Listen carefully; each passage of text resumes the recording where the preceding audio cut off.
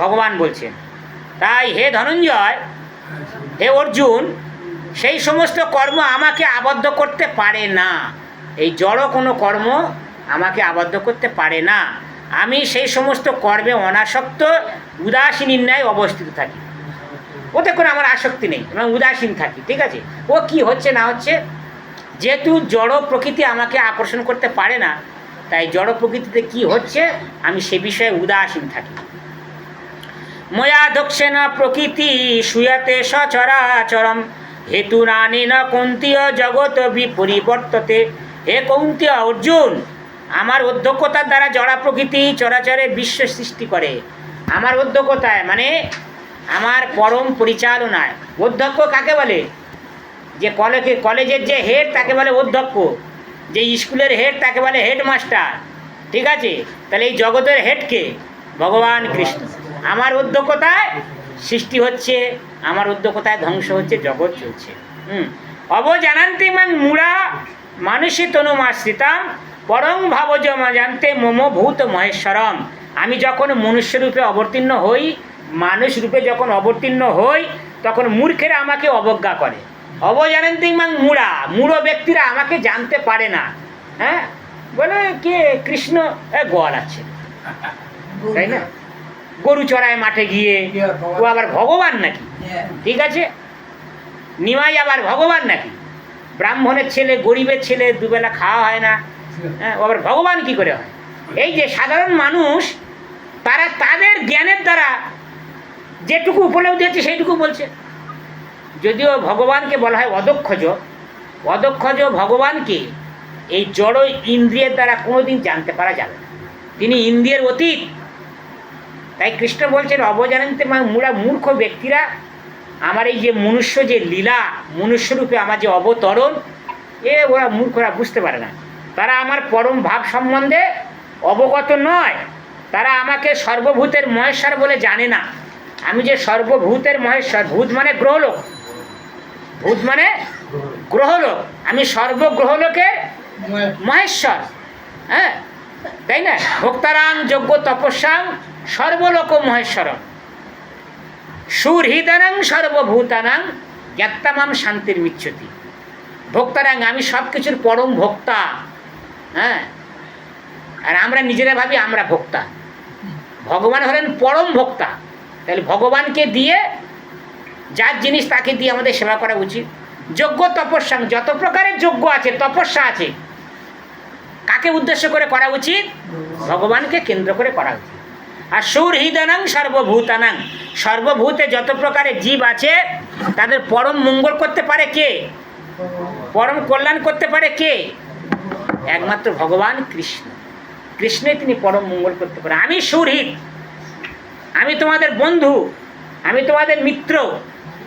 এই তিনটে সূত্র যে জেনেছে, তত্ত্ব যে জেনেছে, জ্ঞাত্তামাম শান্তি মৃচ্ছতি, যে এটা জেনেছে সে পরম শান্তি লাভ করতে পারবে। এই শ্লোকটা তোমাদের মুখস্থ করতে হবে, এটা আছে। ঠিক আছে, না না ওটাও। তারপরে হে পার্থ, মোহমুক্ত মহাত্মাগণ আমার দৈবিক প্রকৃতিতে আশ্রয় করেন। তারা আমাকে সর্বভূতের আদি অব্যয় জেনে অনন্য চিন্তা আমার ভজনা করে। এবারে যারা ভগবানের ভক্ত তাদের গুণকীর্তন করছেন ভগবান। বলছে যে সর্বভূতের আদি অব্যয় কারণ আমাকে জেনে তারা আমার ভজন করে, আমার সাধন করে, তাই না? সততং কীর্তয়ন্ত মাম যতস্য দৃঢ়ব্রতা নমস্তস্য মাং ভক্তা নিত্যযুক্তা উপাসতে। দৃঢ়ব্রত যত্নশীল ব্যক্তিরা ধৈর্য সহকারে সর্বদা আমার গুণমহিমা কীর্তন করে, তাই না? তার মানে আপনারা যারা এখানে আছেন ভগবানের কীর্তন করেন, তার মানে আপনারা দৃঢ়ব্রত, আপনারা ধৈর্যশীল, আপনারা যত্নশীল, তাই ভগবানের মহিমা কীর্তন করেন। এবং ভগবান বলছে তারাই আমাকে প্রণাম করে, তাই না? হ্যাঁ, প্রণাম অনেক ধরনের আছে। কত ধরনের প্রণাম দেখবেন, গাড়িতে যেতে যেতে দেখবেন এরা গাড়ি ছাড়া সবচেয়ে ভালো জানে কত ধরনের প্রণাম, কত স্টাইলের প্রণাম। ঠিক আছে, কিন্তু ভগবানের ভক্তরা তারা ভগবানকে শ্রদ্ধার সহিত প্রণাম করে। এই আমি যেতে যেতে অনেকের বলেছি, বাবা ওইভাবে প্রণাম করো না, যার যেমন। হ্যাঁ, ঠিক আছে, না আমি ধরে আছি কি করে প্রণাম করবো? আরে হাত দিয়ে ধরে আছো, তা কপালটা নিচু করো। এইটা করতে পারছি ঠিক আছে? তাই ভগবানকে শাসন করার কি দরকার? আঙুল দিয়ে শাসন হয়ে যাচ্ছে।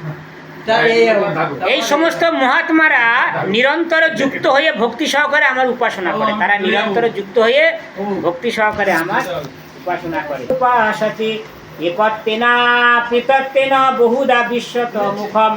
অন্য কেউ কেউ জ্ঞান যজ্ঞের দ্বারা অভেদ চিন্তাপূর্বক, কেউ কেউ বহুরূপে প্রকাশিত ভেদ চিন্তাপূর্বক অন্য কেউ আমার বিশ্বরূপের উপাসনা করে। এই যে কথাগুলো খুব সুন্দরে, যে জ্ঞান যজ্ঞের দ্বারা অভেদ চিন্তা করে, যারা জ্ঞানীরা জ্ঞানের মাধ্যমে ভগবানকে জানার চেষ্টা করে এবং জ্ঞানীরা জ্ঞানের মাধ্যমে এটাই উপলব্ধি করে যে জীব আর ভগবানের মধ্যে কোনো তফাৎ নেই, অভেদ, ভেদ নাই।